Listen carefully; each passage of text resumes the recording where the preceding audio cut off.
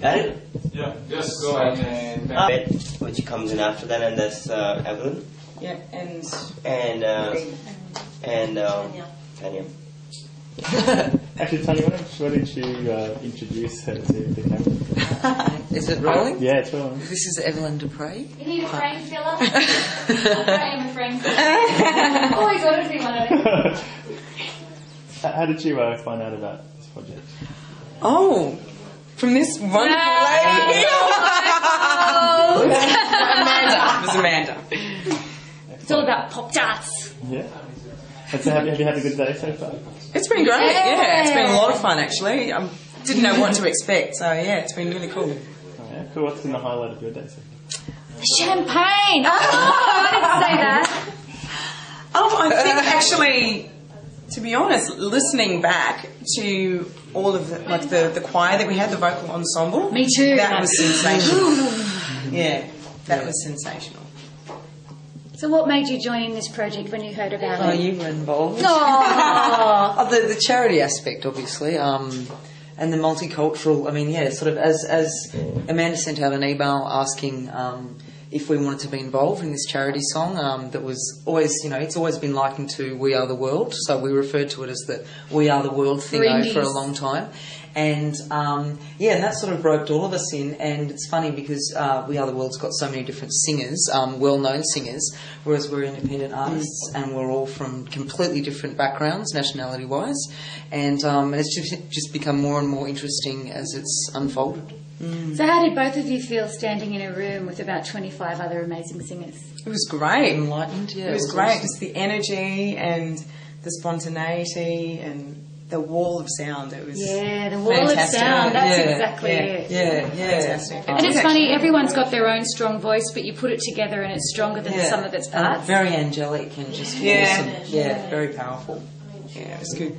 Behave, sit up straight, people are watching. Audio, video, uno, deo, dano. Good work. And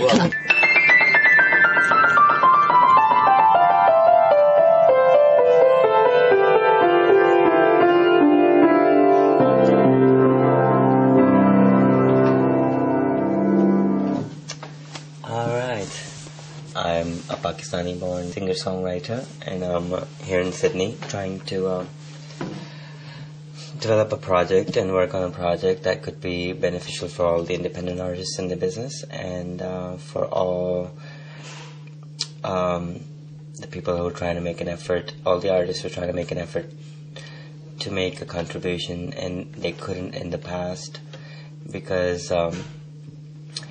you have to be signed to a label and you have to be promoted properly to get somewhere in the music industry.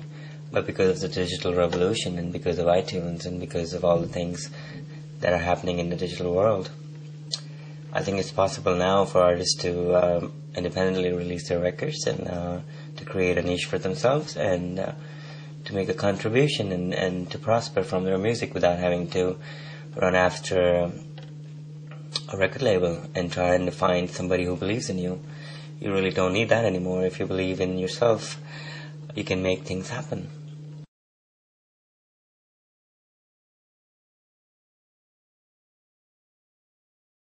Well, I worked in LA as a sound engineer and a music producer and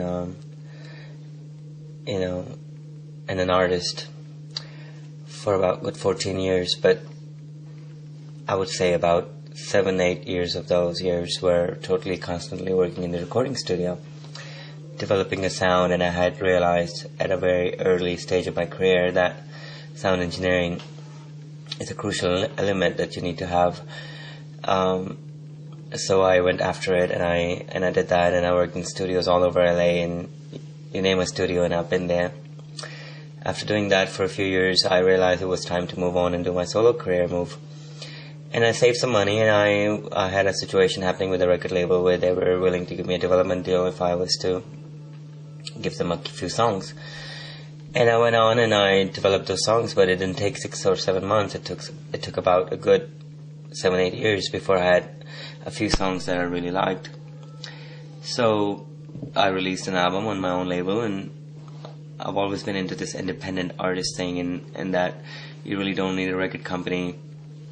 You got to start on your own, and you got to make a niche for yourself, find a market, and discover yourself throughout the process. That was the main thing for that, and that's what I did.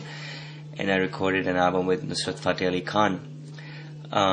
That went pretty big, and it was a good thing for me because he was somebody I really wanted to work with, and he had just done Dead Man's Walking soundtrack, and he was respected in the industry, and it was the right place to be at the right time, so I had to work with him, which kind of launched my career in India and in other places of the world where Nusrat is cherished.